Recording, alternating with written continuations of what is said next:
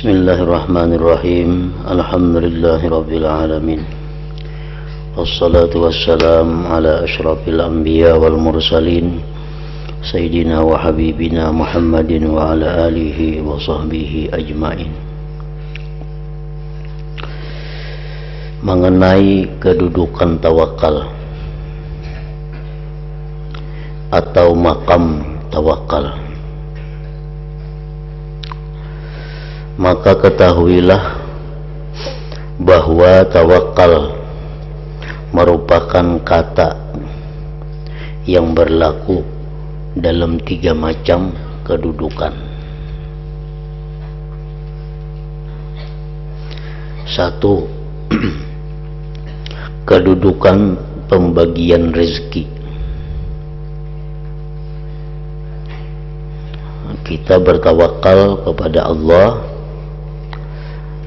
berserah dan percaya kepada Allah tentang pembagian rezeki,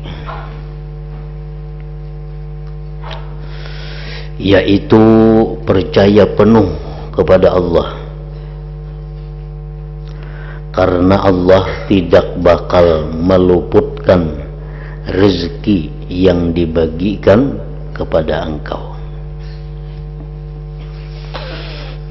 Allah tidak bakal meluputkan rezeki yang dibagikan kepada engkau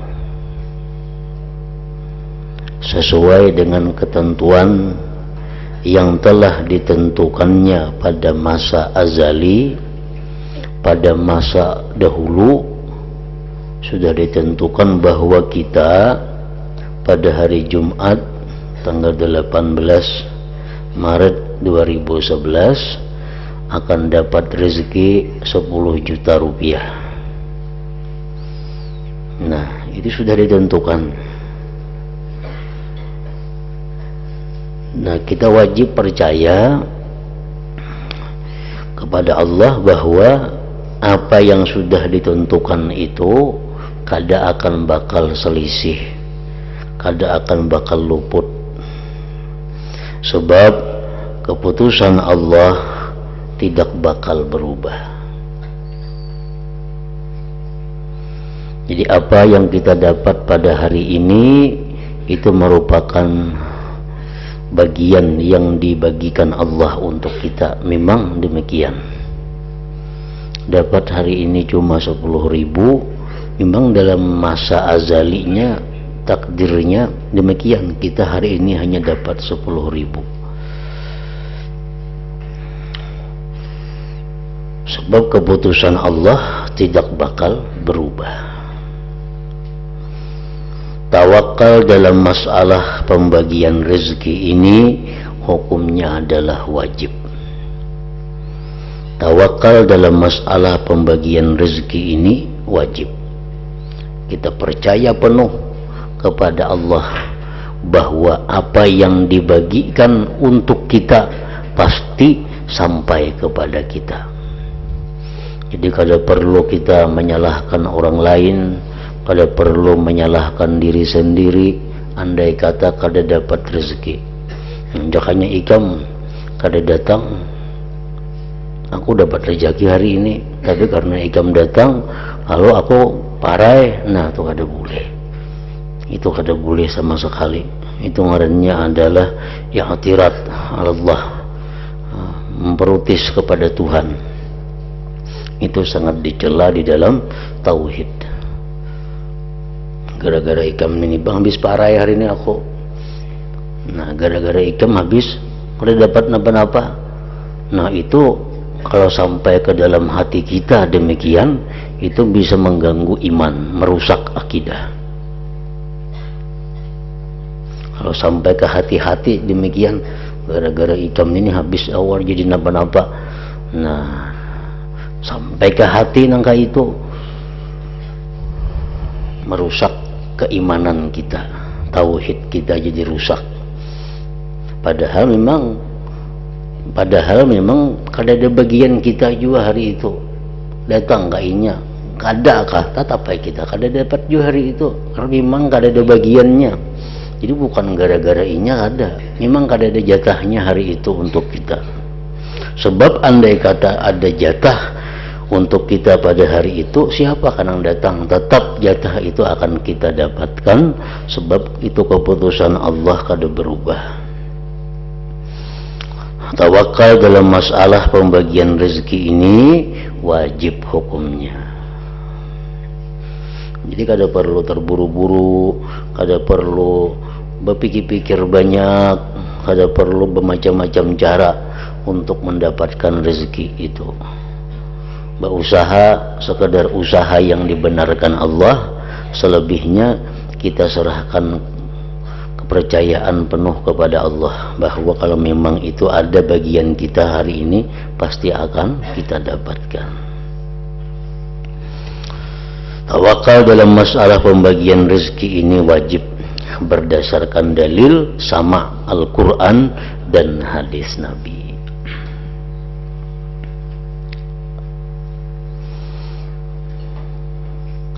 Yang kedua, dalam kedudukan mendapatkan pertolongan Allah. Dalam kedudukan mendapatkan pertolongan Allah, yaitu tawakal dengan arti bersandar dan percaya kepada pertolongan Allah apabila engkau menolong agama Allah dan berperang demi agama Allah. Kita membantu seseorang, itu kita hendaknya yakin bahwa pasti kita akan dibantu Allah. Pasti. Kalau kita membantu seseorang, itu Allah pasti akan membantu kita. Kalau kita membantu syiar Islam, Allah pasti akan membantu kita. Kalau kita meninggikan agama Allah, Allah pasti membantu kita. Nah, ini tawakal, percaya 100% kepada itu. Apa yang kita berikan untuk agama Allah kada akan sia-sia, pasti akan dibalas oleh Allah dengan bantuan kepada kita.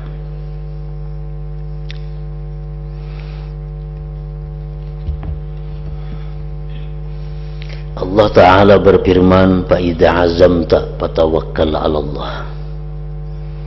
Artinya bila engkau telah berkehendak kuat, kita ada kemauan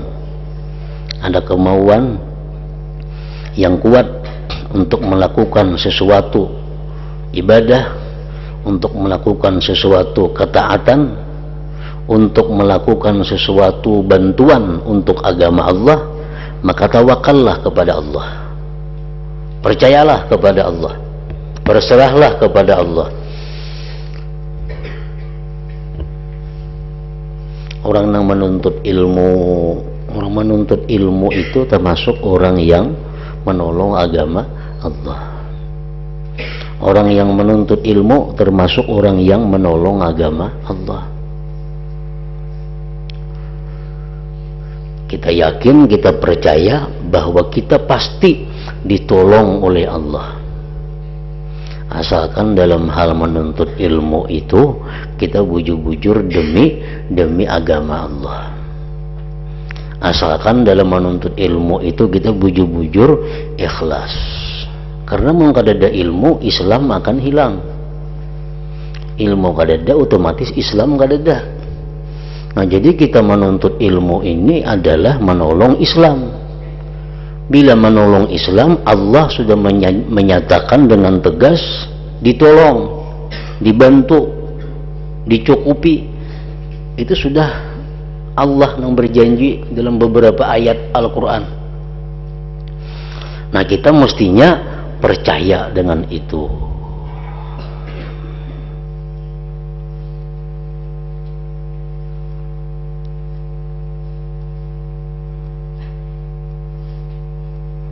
Orang yang berusaha kada ada jaminan oleh Allah akan dicukupi.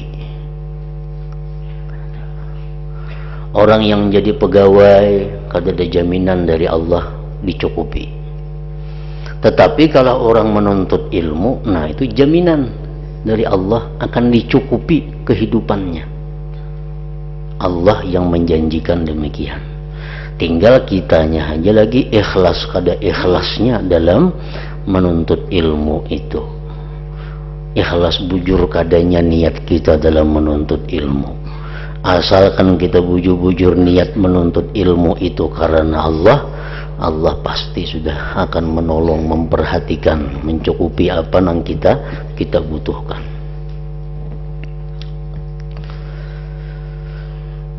Allah juga berfirman, in tansurullaha yansurkum. Jika kalian menolong Allah, jika kalian menolong Allah, bukan kita menolong Allah, Allah Ta'ala itu perlu kepada pertolongan kita. Adanya itu bang, artinya Allah minta tolong lawan kita maka Allah kaya. Nah, kan tak salah memaham itu. Ujar Tuhan, jika kalian menolong Allah, menolong Allah ini seperti diceritakan dalam hadis qudsi, di akhirat dicontohkan dalam satu pertanyaan Tuhan kepada kita. Ujar Tuhan, Fulan bin Fulan, aku garing, nikam kata dia mailangi aku. Tahajud kita, apabila pian garing wahai Tuhan, oh Tuhan kada mau garing. Nah, ya Tuhan, ada hambaku yang garing, ikam kada memperhatikan inya. Aku dalam keadaan kesusahan ya Tuhan, aku dalam keadaan lapar, ikam kada memberi makan aku. Bingung pulang kita, ma Tuhan engkau bisa lapar lah, maka engkau maulah makanan. Ujar Tuhan, ada hambaku nang lapar, ikam kada memberi makan inya. Nah ya ini artinya kalau kita membantu orang nang kelaparan, membantu orang nang sakit, itu sama membantu kepada Allah, sama membantu kepada Allah, karena itu perintah Allah membantu mereka. Nah kita menuntut ilmu agar meninggikan Islam, agar Islam ini tetap ada. Kalau kita menuntut ilmu itu ngarannya adalah menolong Allah, menolong Allah. Maka Allah pasti menolong kalian, Allah pasti menolong kalian.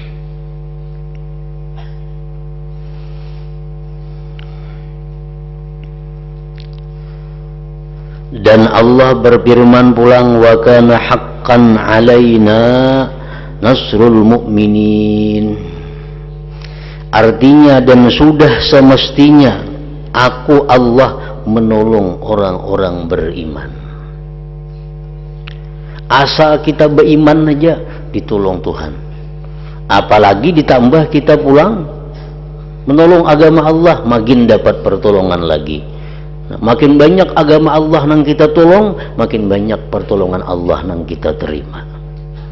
Makin banyak kita menuntut ilmu, makin banyak pertolongan Allah nang kita terima. Makin banyak waktu kita habiskan untuk menolong agama Allah, makin banyak anugerah Allah nang kita terima.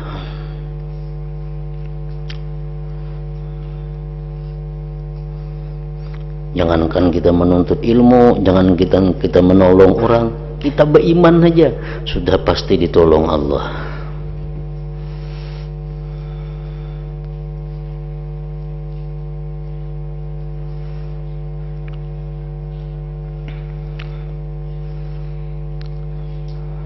Nah, jadi kedudukan tawakal yang kedua adalah tawakal dalam hal pertolongan Allah. Kita percaya, wajib kita percaya bahwa setiap kali kita melakukan hal-hal yang menolong Allah, kita ditolong oleh Allah. Jangan ragu-ragu sedikit pun di dalam hati kita. Tawakal dalam masalah ini juga wajib juga dengan janji Allah.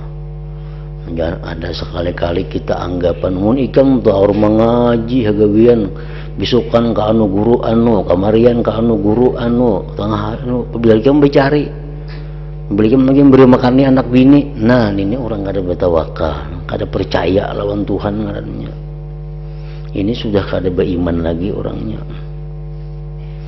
Bisukan ke rumah guru anu mengaji, tengah hari ke rumah guru si B mengaji, kena Mbak Asar mengaji pulang ke rumah guru situ, Mbak Isa mengaji pulang ke guru si Pulan. Habis ikan ada lagi memberi makan nih anak buah.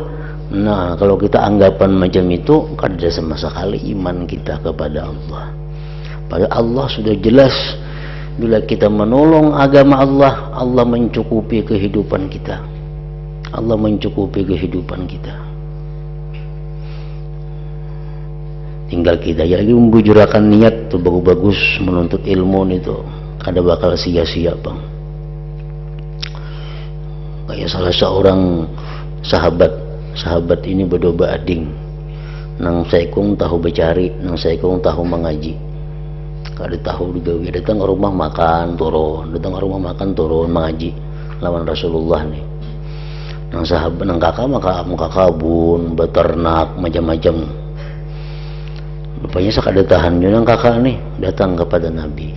Wahai Rasulullah, ading ulun itu nah, ading ulun tuh kada tahu di rumah, datang makan, makan mengaji. Ulun nang becari, kakabun, beternak macam-macam. Nah, lalu ujar Nabi menjawab, ikam tahulah bahwa ikam dapat rezeki nang luas tuh karena ikam mau ngkusi ading ikam itu nah. Itu ikam rezeki luas, rezeki dimudahkan Allah, rezeki dicukupi Allah, karena ikam mau ngkusi ading ikam nang menuntut ilmu itu.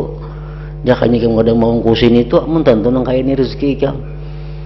Nah jadi jangankan si orang nang menuntut ilmunya itu, orang nang memberi makani, nang membantu menolong nang menuntut ilmu pun dicukupkan oleh Allah, diluaskan rezekinya oleh Allah. Nah itu wajib kita percaya. Misalnya kita menuntut ilmu bang habis waktu, tapi pina sakit hidup, nah itu kita aja lagi nang disalahkan. Jangan menyalahkan janji Tuhan. Pokoknya aku mengaji berpuluh-puluh tahun, siang malam kemarian bisukan, indah sakit hutang banyak situ kamari. Nah ini kita nang salah, niatnya kah salah atau apa ajarannya kah nang salah. Amunnya bujur aja, Allah kada akan berdusta, Allah kada akan berbohong dengan Allah, tidak akan menyalahi dengan janjinya itu. Jadi perkara menolong agama Allah itu kada perlu dikhawatirkan, pasti dicukupi Tuhan kebutuhan kita. Nah, yang ketiga, tawakal di tempat rezeki dan hajat. Tawakal di tempat rezeki dan hajat karena Allah menanggung.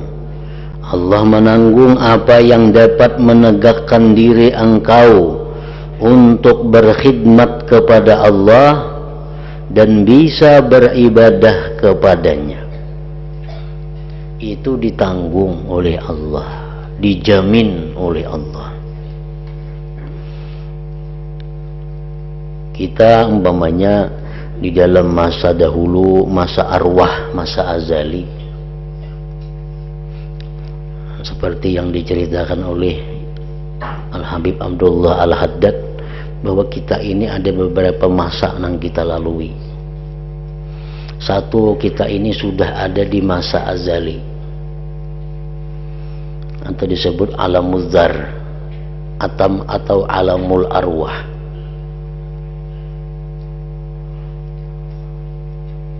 Berapa tahun lawasnya kita di sana, kita kada tahu, hanya Allah. Sebelum kita ada sekarang ini, itu ngarannya alam azali atau alam arwah atau alam dzar.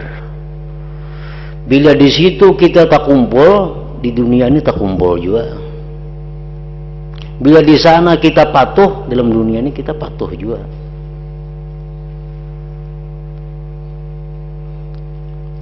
Al arwah junudun mujannadah. Nah itu Qur'annya. Kita ini tak kumpulan di sini nah. Memang di sana dahulu kala memang tak kumpulan juga kita. Kita patuh di sana, memang kita patuh juga dahulunya. Wa mata nakara minha, sesuatu yang di sana kada patuh, di dunia memang kada patuhnya. Nah, jadi di masa arwah itu sudah ditentukan apa-apa yang akan terjadi untuk diri kita ini. Nah, sesudah masa arwah itu kita hidup sekian ribu tahun yang lalu, sampai masanya kita dipindah ke suatu alam, ngarannya alamur rahim, alam rahim ibu. Tuh kada lawas kita di situ bagana hanya beberapa bulan, kada ingat kita lagi di situ, alam rahim.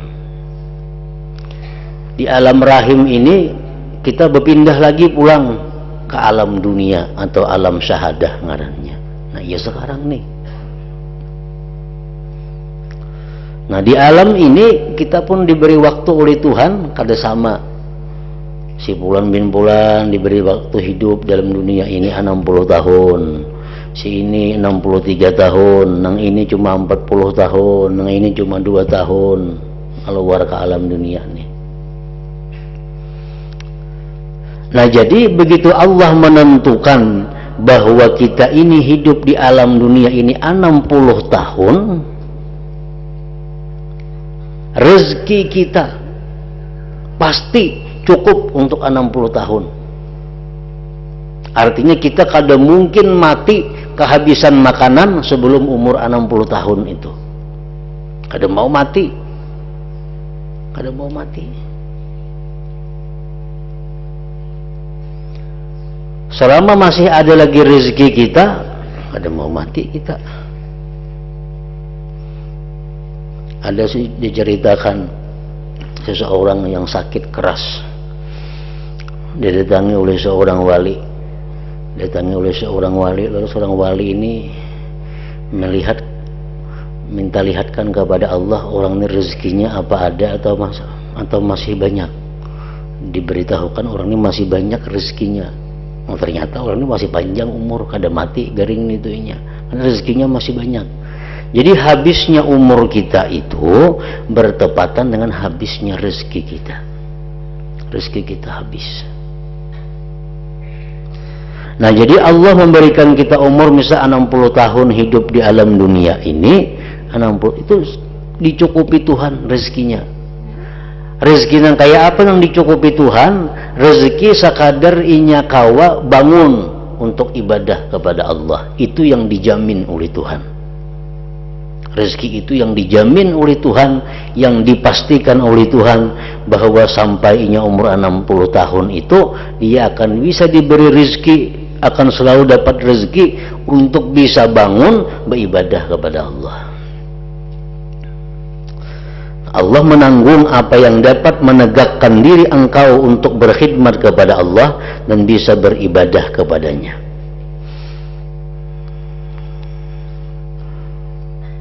Yang demikian itu berdasarkan firman Allah, wa may yatawakkal 'alallah fahuwa hasbuh, artinya barang siapa tawakal kepada Allah maka Allah taala pasti mencukupinya. Jadi jangan khawatir kada kau makan, jangan khawatir kada kau minum, itu dijaga, itu Allah yang menjaganya sudah. Itu urusan Allah. Menjaga kehidupan kita ini, itu Allah yang menjaga. Kada perlu kita menjaga itu. Nya sudah diatur oleh Tuhan. Bila mana kita mati itu habis tuh rezeki kita, kada ada lagi. Juga sabda Rasulullah sallallahu alaihi wasallam, "Lau tawakkaltum 'ala Allah haqqa tawakkulihi la razaqakum kama yarzuqut tayra yagdu khimasa wa taruhu bitana." Seandainya kalian bertawakal dengan Allah sebenar-benarnya tawakal, niscaya Allah memberikan rezeki kepada kalian sebagaimana Allah memberikan rezeki kepada burung. Pagi-pagi berangkat dengan perut kosong dan sore-sore kembali dengan perut penuh. Kadang-kadang betah kelaparan. Tawakal semacam ini fardu dan mesti harus dijalankan oleh setiap hamba berdasarkan dalil akli dan dalil syar'i. Artinya kita percaya penuh kepada Allah bahwasanya rezeki kita ini ditanggung oleh Allah. Ditanggung oleh Allah. sampai batas umur yang ditentukannya.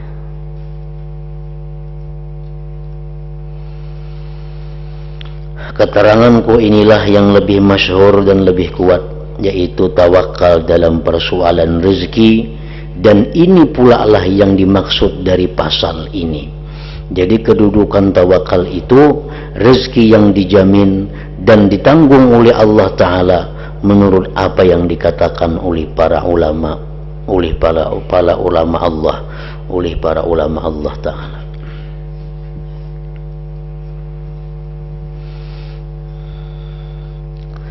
Hal ini akan semakin jelas dengan mengetahui macam-macam rezeki. Karena itu ketahuilah bahwa rezeki itu ada 4 macam.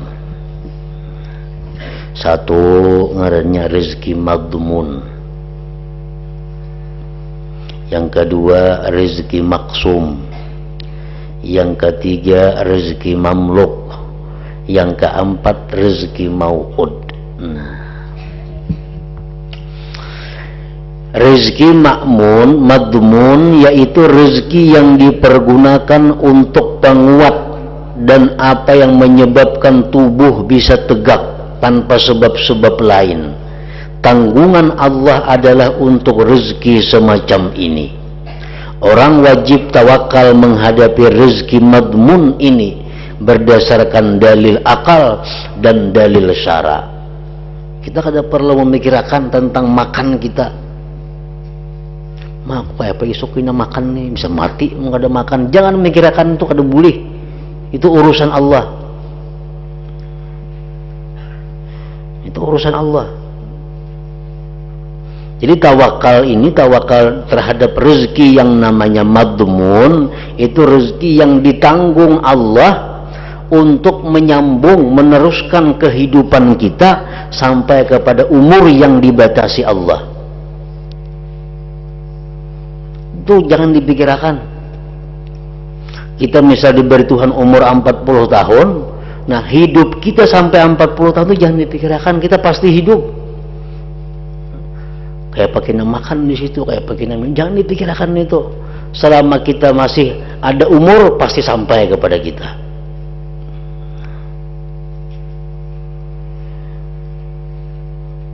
Tanggungan Allah untuk rezeki semacam ini. Orang wajib tawakal menghadapi rezeki madmun ini berdasarkan dalil akal dan dalil dalil syara. Itu mutlak urusan Tuhan.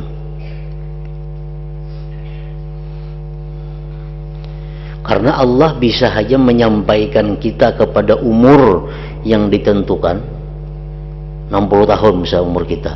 Itu bisa Allah menyampaikan kita ke umur itu dengan tidak makanan, dengan tidak lewat makanan, dengan tidak lewat minuman. Yang penting kita pasti hidup sampai umur itu. Jadi jangan memikirkan itu sudah urusan Allah. Dan Allah marah kalau kita berpikir terhadap hal-hal yang jadi urusan Allah. Allah kada ketujuh disekutuwi. Allah tuh yang menyuruh kita ini memikirkan kayak apa pengabdian kita kepada Allah. Allah menyuruh kita agar kita ini selalu berusaha untuk meningkatkan takarrub kepada Allah. Allah menyuruh kita untuk selalu menambah ilmu pengetahuan. Allah menyuruh kita untuk selalu ini itu. Nah itu yang mesti kita pikirkan. Nang sudah diatur Tuhan, jangan kita memikirkan, jangan menyekutui Allah, jangan menduai Allah. Perkara hidup kita ini sudah Allah yang mengaturnya, menentukannya. Bila kita diberi umur Tuhan 100, pasti hidup sampai 100 tahun, jangan khawatirin itu. Orang wajib tawakal menghadapi rezeki madmun ini berdasarkan dalil akal dan dalil syara. Karena Allah telah membebani kita supaya berkhidmat dan taat kepada Allah dengan menggunakan badan kita. Jadi Allah pasti menanggung apa yang bisa mencegah kerusakan badan agar kita dapat melakukan apa yang dibebankan Allah kepada kita.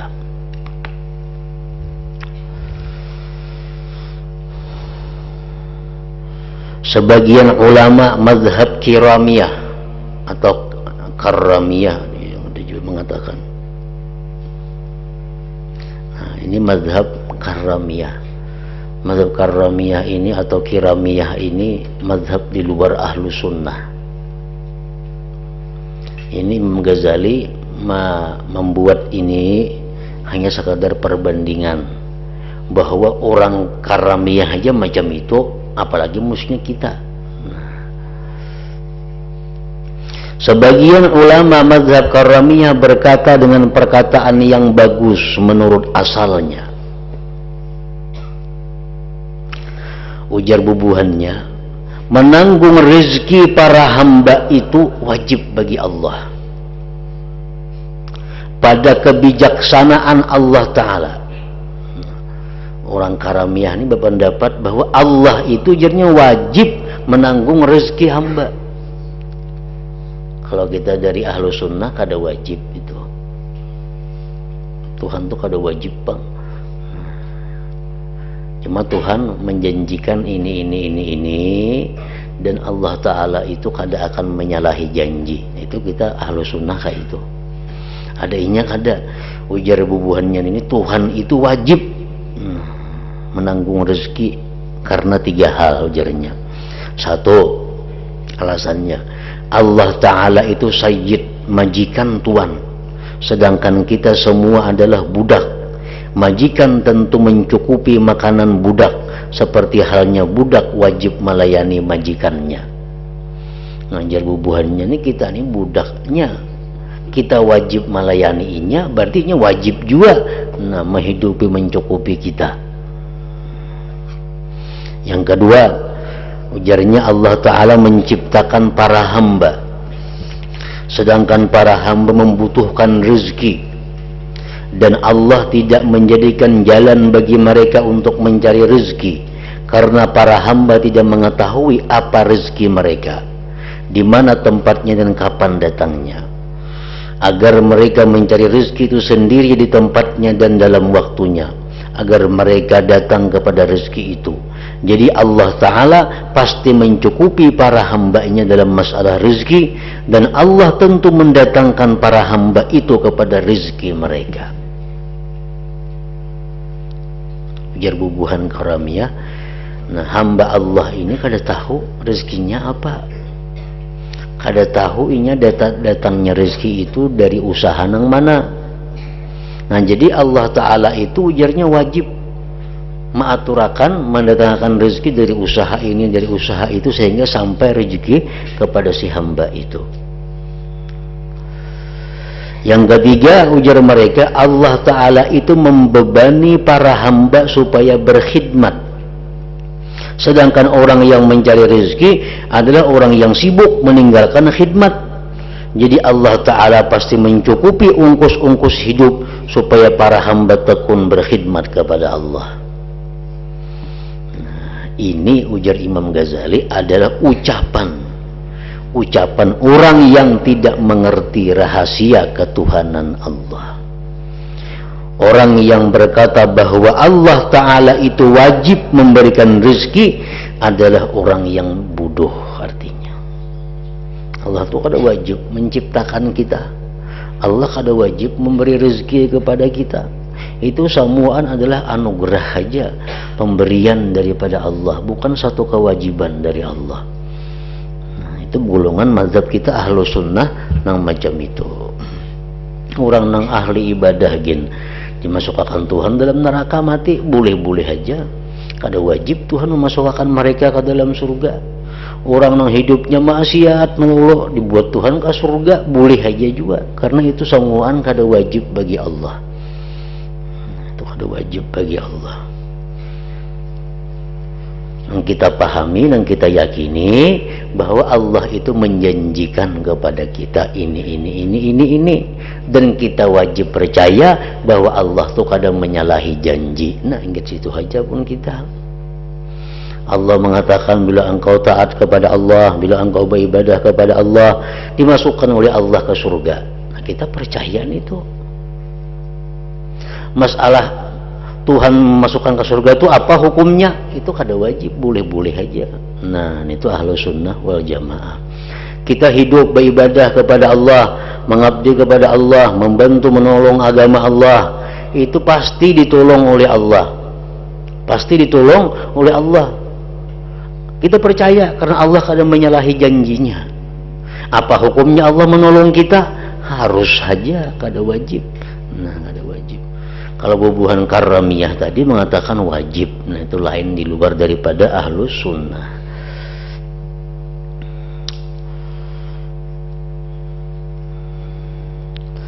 Aku sudah menjelaskan kesalahan omongan atau i'tikad semacam ini dalam ilmu kalam. Sekarang aku akan kembali kepada apa yang dimaksud. Yang pertama, rezeki madmun. Rezeki madmun adalah rezeki di mana Tuhan menjamin kita hidup sampai ke batas umur yang ditentukannya. Rezeki madmun. Adapun rezeki maksum, yaitu rezeki yang dibagikan Allah dan ditetapkan oleh Allah di Lauhil Mahfuz. Apa yang dimakan hamba, apa yang diminum hamba, dan apa yang dipakai, masing-masing Allah telah ditentukan Allah dengan ketetapan tertentu dan waktu tertentu pula. Tidak lebih dan tidak kurang, tidak maju dan tidak mundur dari ketentuan menurut kenyataannya. Dalam Lauhil Mahfuz itu ada ketetapan rezeki kita, bagiannya.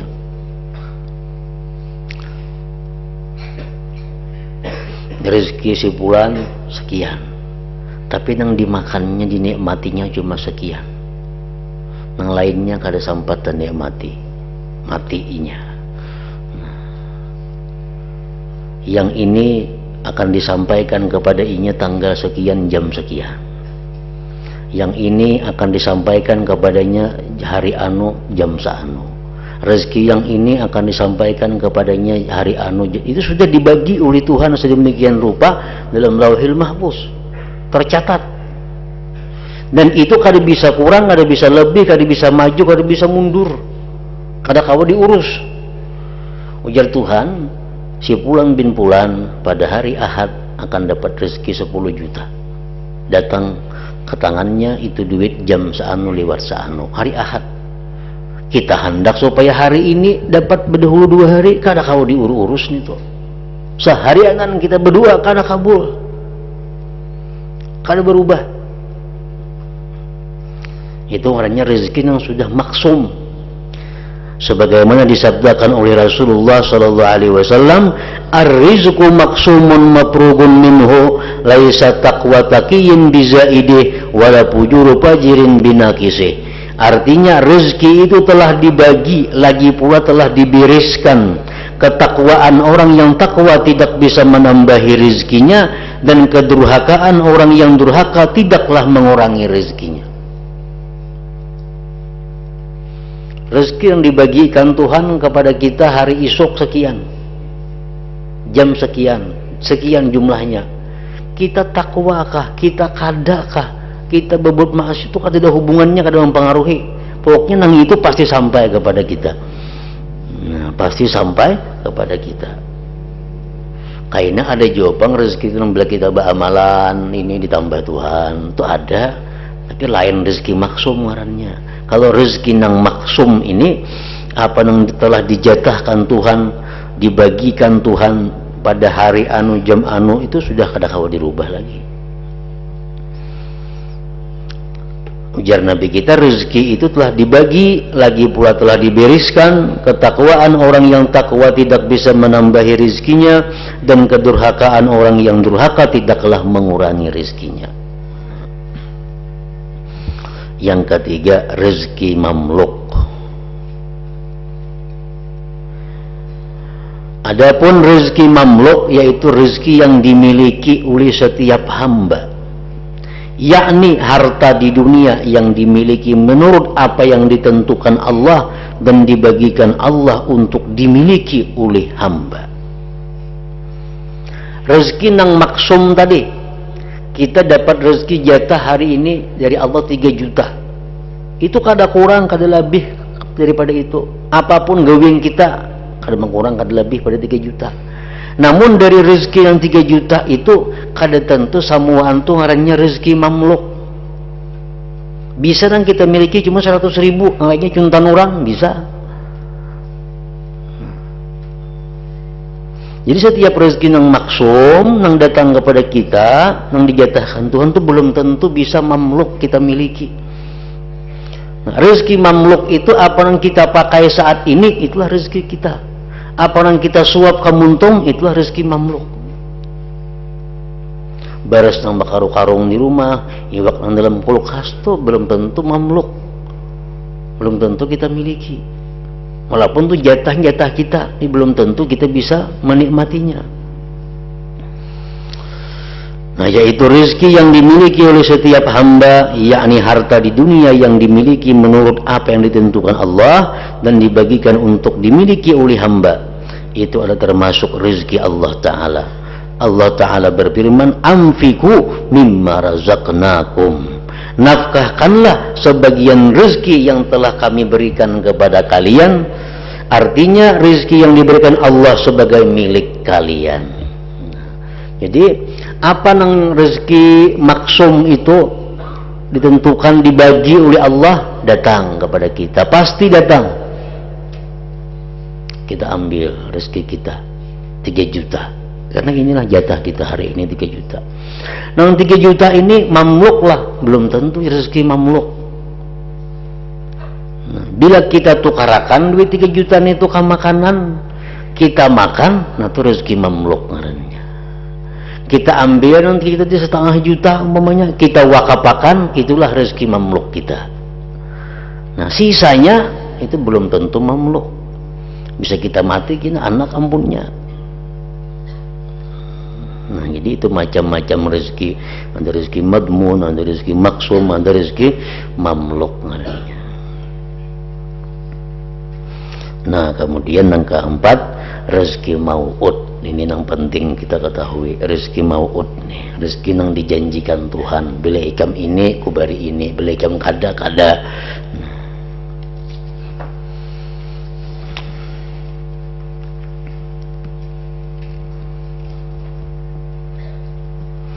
Ila hadratin Nabi sallallahu alaihi wasallam al-Fatihah. Ya min dunya kana abadanya nasta'in. Bismillahirrahmanirrahim. Alhamdulillah rabbil alamin wa sallallahu wasallam ala sayyidina Muhammad wa alihi washabbihi ajmain. Allahumma ighfir lana ma akhtana wa ma tahammadna wa ma asrarna wa ma alanna wa ma asrafna. Allahumma anta alam bihi minna, antal muqaddim wa antal muakhir, la ilaha illa anta. Sallallahu ala sayyidina Muhammad wa alihi wasallam. Alhamdulillah.